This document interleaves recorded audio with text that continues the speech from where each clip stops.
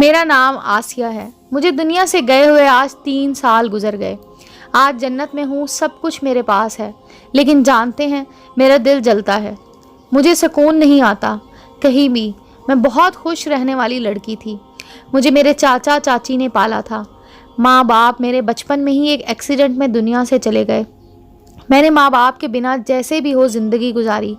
میری شادی چاچا چاچی نے کروائی۔ میرا شوہر اچھا تھا، بہت اچھا تھا، میرا خیال رکھتا تھا، مجھے اداس نہیں ہونے دیتا تھا۔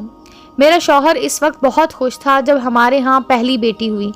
وہ خوشی سے مجھے سینے لگاتا تھا۔ پھر یوں ہوا کہ اللہ نے مجھے 5 بیٹیاں دیں۔ میرا شوہر، میری ساس مجھے تانے دینے لگے۔ میں اپنی بیٹیوں کو لیے روتی رہتی تھی۔ شوہر مجھ سے منہ پھیرنے لگا، مجھے خرچہ دینا بند کر دیا۔ میری چھوٹی چھوٹی پھول سی شہزادیاں بھوک سے تڑپنے لگتیں۔ ماں ہونا، اپنی بیٹیوں کی بھوک جب برداشت نہ ہوئی تو شوہر سے جھگڑا کرنے لگی۔ جب میں اپنے شوہر سے لڑتی تو میری چھوٹی چھوٹی ننھی سی پریاں دیوار کے ساتھ کھڑی ایک کونے میں چیخ چیخ کر رویا کرتی تھی۔ شوہر ایک ڈنڈا اٹھاتا، مجھے تب تک مارتا جب تک میں بے ہوش نہ ہو جاتی۔ میری بیٹیاں پھر میرے ہوش آنے تک میرے ساتھ باتیں کرتی رہتی۔ ایک کہتی ماما اٹھ جاؤ نا، ایک میرا منہ چومتی، میری آنکھیں کھولنے کی کوشش کرتی۔ بڑی والی اتنی ڈر جاتی وہ میرے دوپٹے میں چھپ جاتی۔ جب میں ہوش میں آتی تو مجھے کہتی ماما ہم کو کھانا نہیں کھانا، بس ہمارے پاس سو جائیں۔ اپنی بھوکی بیٹیوں کو سینے سے لگا کر لوری سناتی رہتی۔ ماں باپ تھے نہیں، میرے چاچا چاچی نے بوجھ اتارا تھا، کوئی سہارا باقی نہ تھا۔ ساس میرا کلیجہ کھانے کو دوڑتی تھی۔ شوہر گھر آتا، میری بیٹیاں میرے پیچھے چھپ جاتی تھی۔ جانتے ہیں میری بیٹی 7 سال کی تھی۔ ایک دن میرے شوہر نے اسے کہا کھانا ڈال کر دو۔ وہ کھانا پلیٹ میں ڈال رہی تھی، کھانا گرم ہونے کی وجہ سے اس کے ہاتھ سے گر گیا۔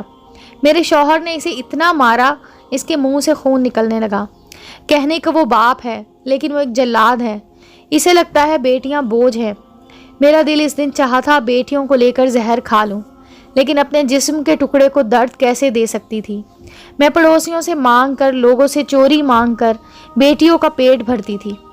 عید شب رات پہ میں ان کو کہیں نہ کہیں سے کپڑے لا کر دے دیتی تھی۔ ان کی مسکراہٹ میری زندگی تھی۔ میری بیٹیاں میری جان ہیں۔ پھر ایک دن یوں ہوا، میرے شوہر نے دوسری شادی کر لی۔ میں بہت روئی تھی، میری جان نکل گئی تھی۔ وہ دلہن گھر لے آیا۔ کچھ دن گزرے، رات کے وقت میری ایک بیٹی بہت بیمار ہو گئی۔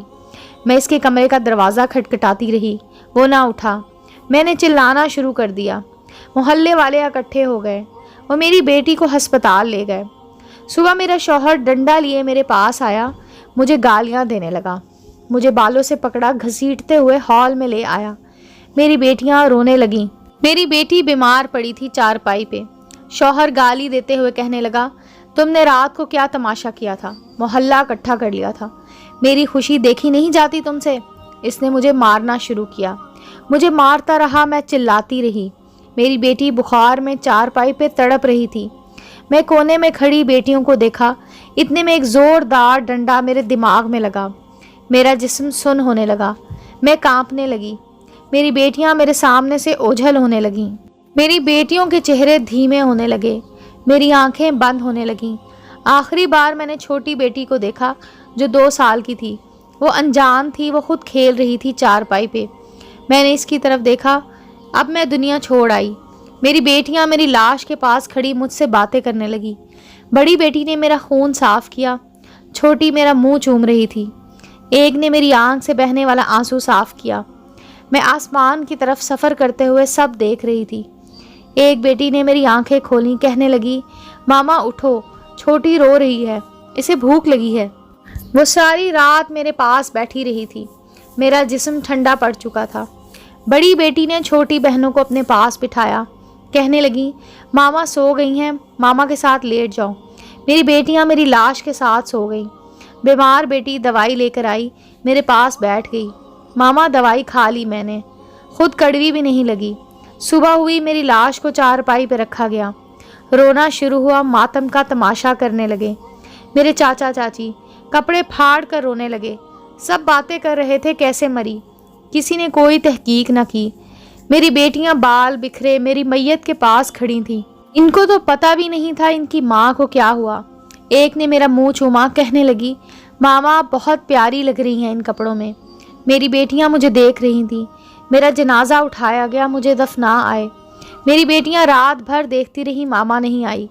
उन्होंने खाना भी नहीं खाया। जिसको बुखार था इसने दवाई खाई और मेरी राह देखने लगी। शौहर ने बेटियों को पास बिठाया। दादी पास बैठी, इनको कहने लगी, तुम्हारी माँ अब नहीं आएगी। वो गंदी थी, वो सौतेली माँ के हाथों में आ गई थी।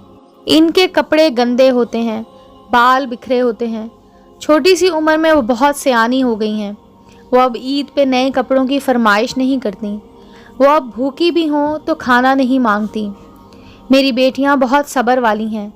जानते हैं, एक दिन मेरी बड़ी बेटी खाना बना रही थी, खाना जल गया इससे। सौतेली माँ ने इसे बहुत मारा, बहुत पीटा। मैं यहाँ से तड़पने लगी।